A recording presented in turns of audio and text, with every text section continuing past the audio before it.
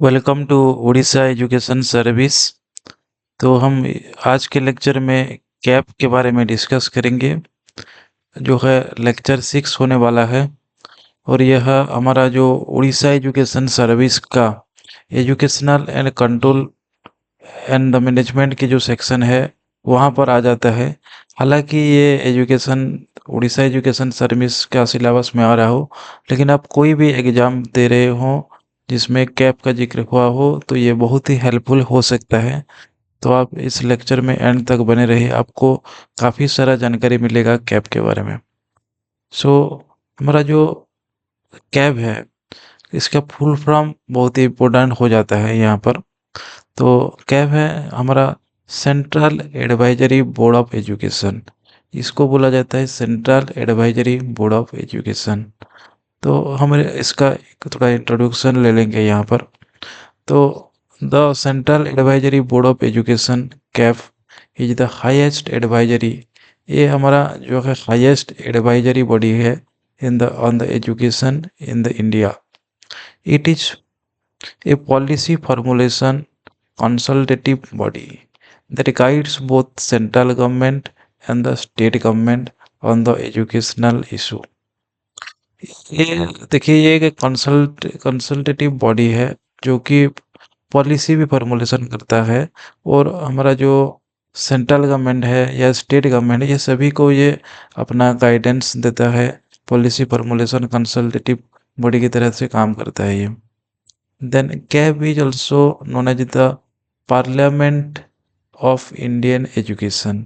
इसको parliament of Indian education बोला जाता है, जो कि ये एक टर्म जो है यहाँ पर जो यूज किया गया है, पार्लियामेंट ऑफ इंडियन एजुकेशन, क्योंकि यहाँ पर ये रिप्रेजेंटेटिव कैरेक्टर प्ले करता है और वाइड जुरिडिक्शन देता है। हमारा जो एजुकेशन है उसका जो पॉलिसी फॉर्मुलेशन करना हो, कंसल्टेशन देना हो, तो उसके बाद भी एक रिप्रेजेंटेटिव कैरेक्टर प्ले करने के साथ साथ एक वाइड लेवल ऑफ जुरिडिक्शन देता है। उसीलिए इसको हमें पार्लियामेंट ऑफ इंडियन एजुकेशन बोलते हैं। हमारा जो कैप एक बहुत ही इम्पोर्टेंट बॉडी हो जाता है यहाँ पर, जो कि हमारा इसलिए हम इसको पार्लियामेंट ऑफ इंडियन एजुकेशन बुलाते हैं।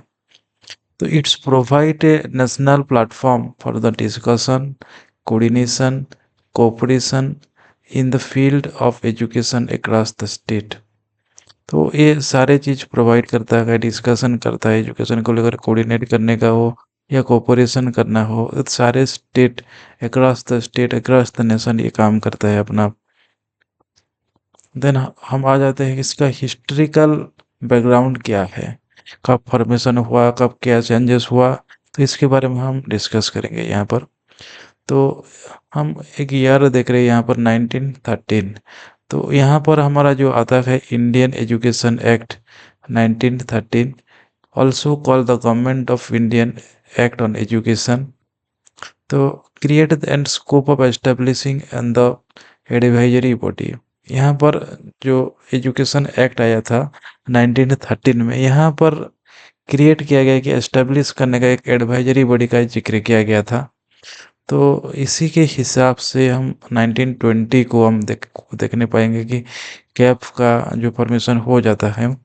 The government of India set off the CABE for the first time to coordinate and advise on the educational matters. एक कैफ का हमारा जो सेटअप किया गया वो 1920 को सेटअप किया गया। तो यहाँ पर ये जो है इसका रूल रहा कोऑर्डिनेट करना था। ये जो वर्ड है ना, कोऑर्डिनेट करना, एडवाइस देना, तो ये दो टर्म बहुत ही इम्पोर्टेंट हो जाता है एग्जाम पर्सपेक्टिव में। तो आप ये चीज़ को भी एक कीवर्ड की तरह ही याद कर रख सकते हैं। तो ये फर्स्ट टाइम जो है 1920 को ये हमको देखने को मिला था कैब। बट क्या हुआ in the 1923 it was abolished due to the financial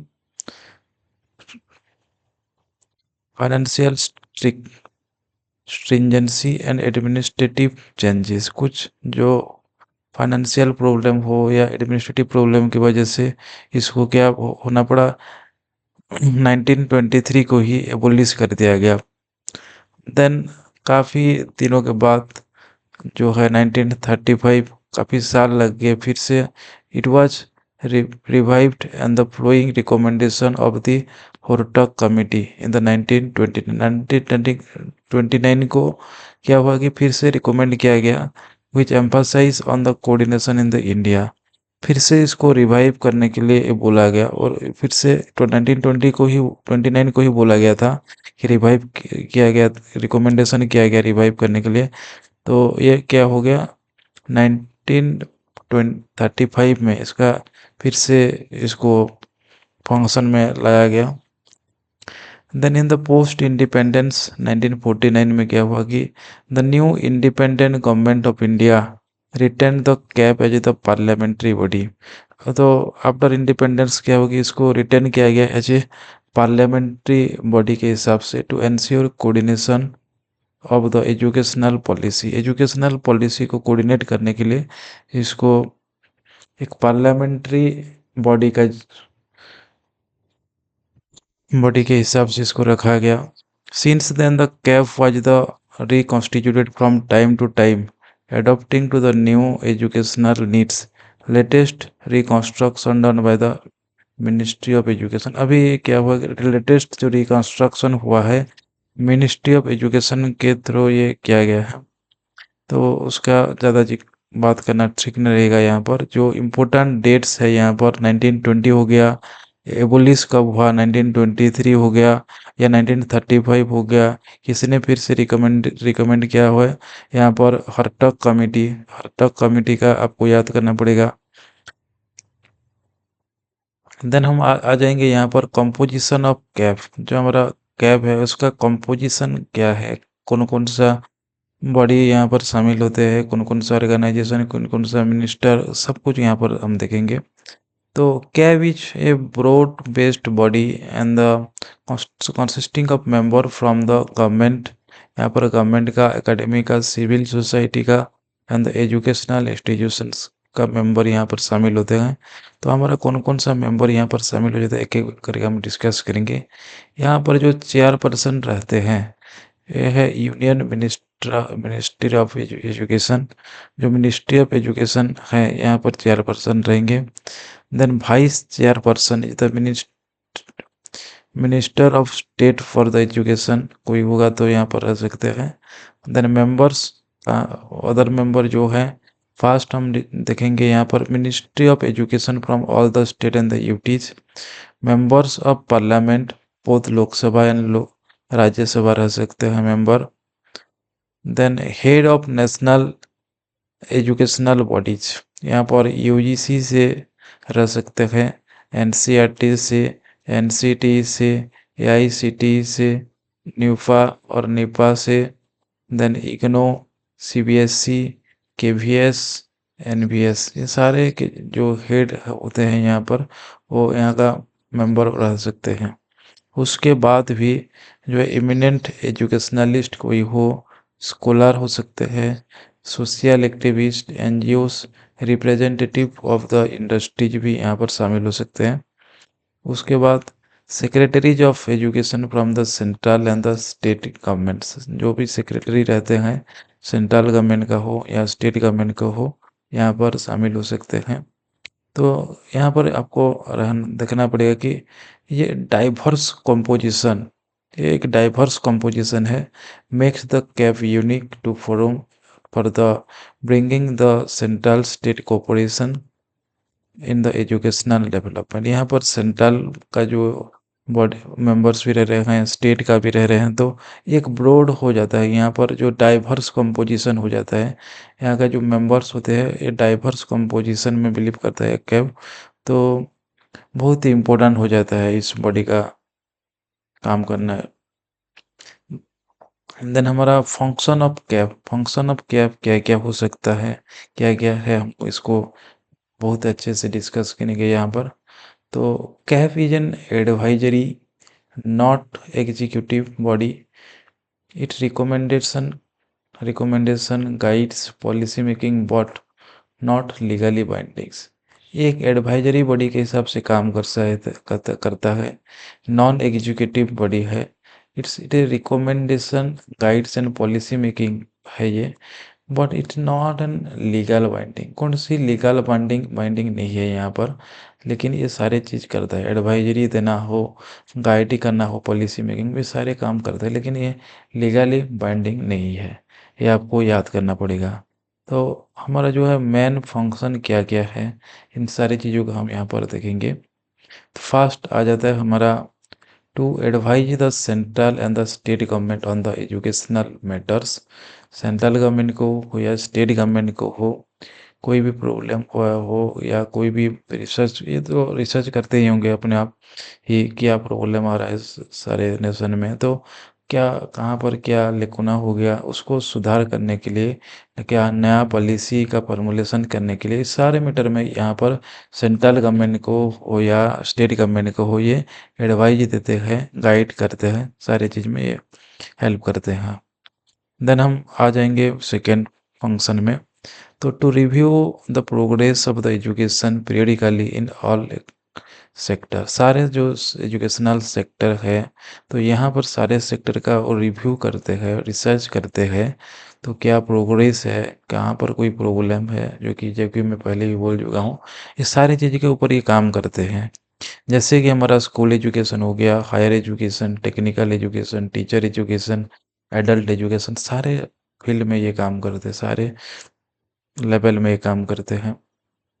to promote the coordination, coordinate करना यहाँ पर आ गया, इसको टर्म को आपको याद करना है, between the central and the state educational planning and policy. जो एजुकेशनल पॉलिसी है, सेंटर का हो या स्टेट का हो, उसको प्रमोट करना या कोऑर्डिनेट करना यहाँ पर इम्पोर्टेंट रोल हो जाता है यहाँ पर।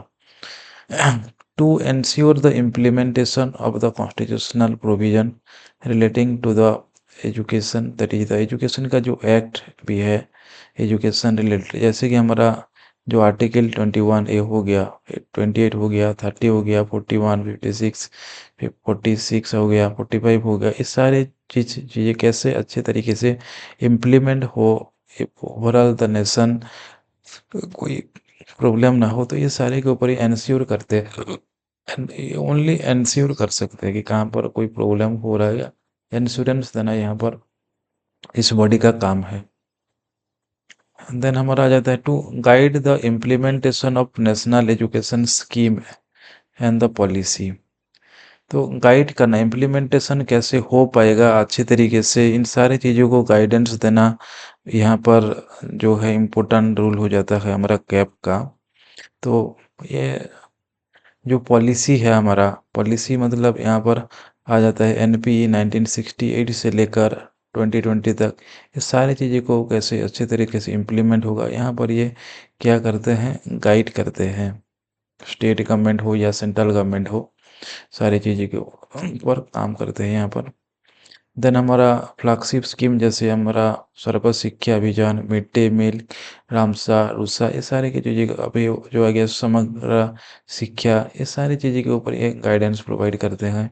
कैसे हमारा जो राइट टू एजुकेशन है, इसके ऊपर हमारा जो नेशनल पॉलिसी कैसे इम्प्लीमेंट होगा अच्छे तरीके से, यहाँ पर ये गाइड की तरह काम करते हैं हमारा जो सेंट्रल एडवाइजरी बॉडी है।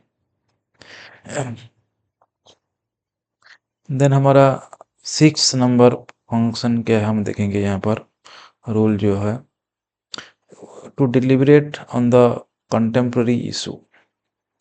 जो भी कंटेम्प्रेरी इशू है, इसको डिलिबरेट करते हैं यहाँ पर। तो ये सारे जो इशू है वोमेन एजुकेशन के लेकर हो, इंक्लूसिव एजुकेशन के लेकर हो, digital and the ICT based learning की तरफ हो, वोकेशनल एजुकेशन या स्कूल स्किल डेवलपमेंट हो गया, टीचर ट्रेनिंग रिफॉर्म हो गया, इक्विटी क्वालिटी एंड एसेस हो गया, ये सारी चीज़ें के ऊपर ये अपना जो है गाइडेंस हो या जो भी चीज़ है वो यहाँ पर प्रोवाइड करते हैं। देन हमारा कमिटीज ऑफ द कैफ, क्या क्या कमिटी है यहाँ पर कैप का, वो हम देखेंगे यहाँ पर। CABE form the sub committee to working group for the specific issue.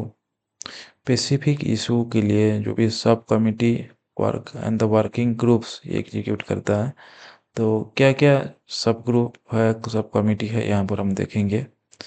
तो जो भी इम्पोर्टेंट है यहाँ पर हम देख लेंगे। The committee on the national common school system NCE 2005 follow up हो गई कमिटी। फिर से हम देखेंगे committee on the right to education act implementation, यहाँ पर एक कमिटी हो गया। Committee on the girls education and the women empowerment, committee on the universalisation of secondary education हो गया। Committee on the PPP public private partnership in the higher education. फिर committee on the skill development and the vocational education, committee on the NEP 2020 discussion, जो कि अभी recently देखने को मिला। ये सारी चीज़ें कमिटी है जो कैप के द्वारा फॉर्म किया गया है। देन हमारा importance rules of the cap, क्या क्या इम्पोर्टेंस रूल्स है कैप का, वो भी हम यहाँ पर देखेंगे। ये एक act as the bridge between the central and the state, federal structure जो है हमारा सेंट्रल एंड स्टेट का एक ब्रिज की तरह काम कर सकता है। जो भी सेंट्रल लेवल में कोई पॉलिसी कोई भी काम हो रहा हो एजुकेशन को लेकर, वो कैसे स्टेट में इम्प्लीमेंट हो पाएगा, तो इसके ऊपर काम करना जो है रूल्स, जो हम बोल रहे हैं कैप का इम्पोर्टेंट रूल हो जाता है यहाँ पर। इसको एक ब्रिज की तरह काम करने के लिए, एग्जीक्यूट करने के लिए, पॉलिसी का इम्प्लीमेंटेशन करना एक ब्रिज की तरह काम करता है। फेडरल स्ट्रक्चर में एजुकेशन को लेकर कैसे जो आगे बढ़ा जा सकता है, कैसे कि इम्प्लीमेंट किया जा सकता है नया पॉलिसी को, नया टेक्नोलॉजी को, तो यहाँ पर एक ब्रिज की तरह काम करता है CABE central and the state government के बीच में। Provide the consensus on the educational policy and programme. Then हमारा जाता है bring the stakeholder together, policy maker, educationalist, NGO and the social activist. ये क्या करता है कि जितने भी सारे पॉलिसी मेकर हैं, एजुकेशनलिस्ट, NGO है, एजुकेशन को लेकर जितने भी बॉडी हैं, तो सारे लोगों को एक साथ जोड़कर आगे कैसे बढ़ाया जा सकता है नेशन डेवलपमेंट में, हम समझें तो यही काम करता है ये कि कैसे एक मुख्य स्रोत में हमारा जो एजुकेशन है, एजुकेशनल पॉलिसी मेकर है, एजुकेशनलिस्ट है, इस सब सारे को एक ही लाइन में खड़ा कर कर कैसे हम करा नेशन को आगे बढ़ाया जा सकता है, इसके ऊपर ही काम करता है। टुगेदर को कोलाबरेट करके कैसे आगे बढ़ाया जा सकता है हम बोल सकते हैं, तो ये यहाँ पर काम करता है। Helps in the restructuring of Indian education in the light of the global trend, जो रिस्ट्रक्चर करना हो, ग्लोबल ट्रेंड में लाकर खड़ा करना हो इंडियन एजुकेशन को, इसके ऊपर ये काम करता है।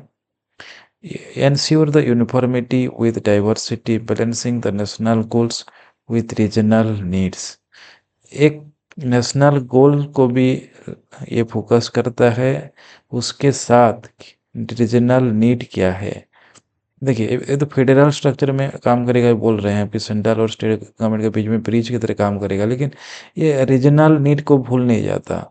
कोई सेंट्रल का जो स्कीम यूज कर रहा है ना, तो यहाँ पर जो रीजनल नीड है, इसको कैसे फुलफिल किया जा सकता है।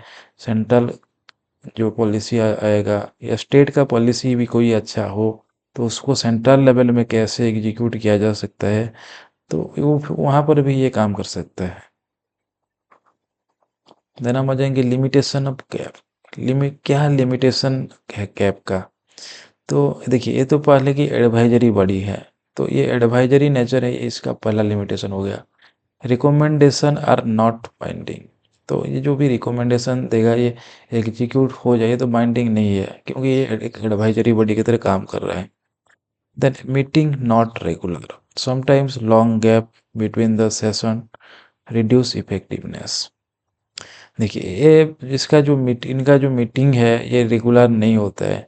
सारे डिफरेंट डिफरेंट इंस्टीट्यूट हो गया, बहुत सारे मेंबर्स हैं यहाँ पर, सबको लेकर मीटिंग करना भी उतना फ्रिक्वेंटली पॉसिबल नहीं हो पा रहा होगा, तो यहाँ पर जो मीटिंग है रेगुलर नहीं रहता कैसे, तो ये इफेक्ट जो सेशन होता है, मीटिंग सेशन भी होता है, ये उतना इफेक्टिव नहीं हो पाता है। Implementation depend on the political wills of the central and the state, तो ये तो रिकमेंड कर देगा एक, क्योंकि ये एडवाइजरी बॉडी है तो एडवाइज दे देगा, लेकिन उसको जो है इम्प्लीमेंट करना स्टेट के ऊपर डिपेंड करता है, सेंटर के ऊपर डिपेंड करता है।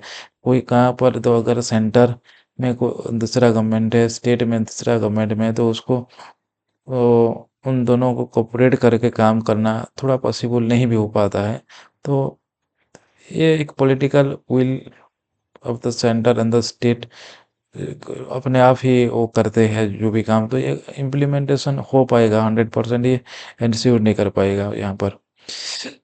Then overlap with the other educational bodies like UGC, AICT and the NCERT delays, cause delays. तो क्या है कि ये एक बॉडी से कनेक्टेड नहीं रहता, ये हमारे एजुकेशन के फील्ड में बहुत सारे बॉडी है, लाइक यूजीसी है, एआईसीटी है, एनसीईआरटी है। तो बहुत सारा जो है एजुकेशनल बॉडीज हैं, तो यहाँ पर पॉलिसी प्रोग्राम जो है ओवरलैप कर जाता है, और ये जो एग्जीक्यूट हो पाना, इसका जो रिकमेंडेशन हो या जो भी हो, तो इसको इम्प्लीमेंट हो पाना डिले हो जाता है यहाँ पर।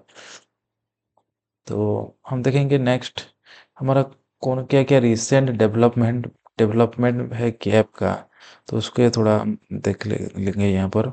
तो CABE play and the active role in the formulation of NEP 2020। NEP 2020 का फॉर्मुलेशन में एक एक्टिव रोल प्ले किया था।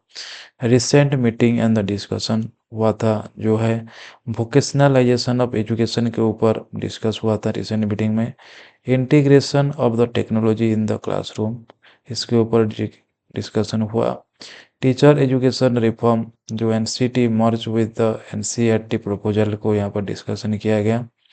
देन हमारा एनसीएफ एसी, यहाँ पर एनसीएफ बोलना ठीक नहीं होगा, एनसीएफ एसी जो स्कूल एजुकेशन का है 2023 अंडर द एनईपी 2020, यहाँ पर भी यहाँ पर डिस्कशन हुआ। ensuring the inclusive and the equitable education as पर सस्टेनेबल डेवलपमेंट गोल 4, जो क्वालिटी एजुकेशन को बुलाता है, इसके ऊपर तो डिस्कशन होना ही है। क्वालिटी एजुकेशन कैसे प्राप्त किया जा सकता है ऑल ओवर द नेशन, तो इसके ऊपर डिस्कशन हुआ था। तो यहाँ पर एक इम्पोर्टेंट क्वेश्चन हो जाता है कि सस्टेनेबल डेवलपमेंट 4 क्या है। ये हमारा जो है क्वालिटी एजुकेशन है, आप सबको याद करना पड़ेगा, एग्जाम में आ भी जाता है।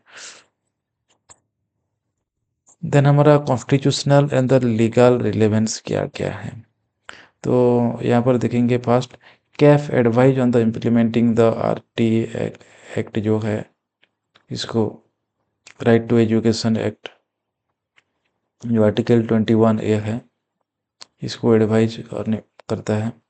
देन हमारा ensure the compliance with the directive principle जो है आर्टिकल 41, 45 एंड द 46 हो गया। Consult on the central act as such as, यहाँ पर कंसल्टेशन देता है, आरटीए एक्ट हो गया 2009, एनसीटी हो गया 1993, यूजीसी एक्ट, एआईसीटी एक्ट, ये सारी चीज़ों के ऊपर कंसल्टेशन देता है ये। देन हमारा Kaif and the national policy, देखिए यहाँ पर जो 1968 हो गया, पहले rule is the shaping the fast national education policy, जो फास्ट नेशनल एजुकेशन पॉलिसी जो था, इसको रिकमेंड इम्प्लीमेंटेशन करना, रिकमेंड जो है शेपिंग देना, इसको बनाने के लिए जो है इसका रूल, कैप का जो रूल है बहुत ही इम्पोर्टेंट रहा। देन हमारा 1986 हो गया, और प्रोग्राम ऑफ एक्शन जो है 1992 होगा, actively guided deliberation on the universalisation of elementary education and the vocational education, इसका रूल रहा। देन हमारा एनईपी 2020 में कंसल्टेटिव प्रोग्राम, ये consultative programme for the drafting NEP 2020 के हिसाब से यहाँ पर इसका रूल रहा है जो कैप का। तो ये हमारा लेक्चर ख़त्म ही हो गया, तो हम यहाँ पर एक की फैक्ट्स जो है इम्पोर्टेंट जो पॉइंट्स है यहाँ पर थोड़ा डिस्कस कर लेंगे। तो यहाँ पर जो एस्टेब्लिशमेंट हुआ था फर्स्ट जो है 1920 को, एबोलिस्ट हो गया 1923 को, री एस्टेब्लिश हुआ 1935 को। किसका रिकमेंडेशन रहा? Hartog committee. Chairperson of the CABE कौन है? जो है यूनियन मिनिस्टर ऑफ एजुकेशन। इसको क्या बोला जाता है? Parliament of education in the India बोला जाता है। इसका नेचर क्या है? एक एडवाइजरी बॉडी है, नॉन बाइंडिंग है। देन रिसेंट रूल क्या रहा? जो है एनईपी के ऊपर कंसल्टेशन देना हो, या एनसीएफ, यहाँ पर एसी, एनसीएफ एसी यहाँ पर लिखेंगे आप।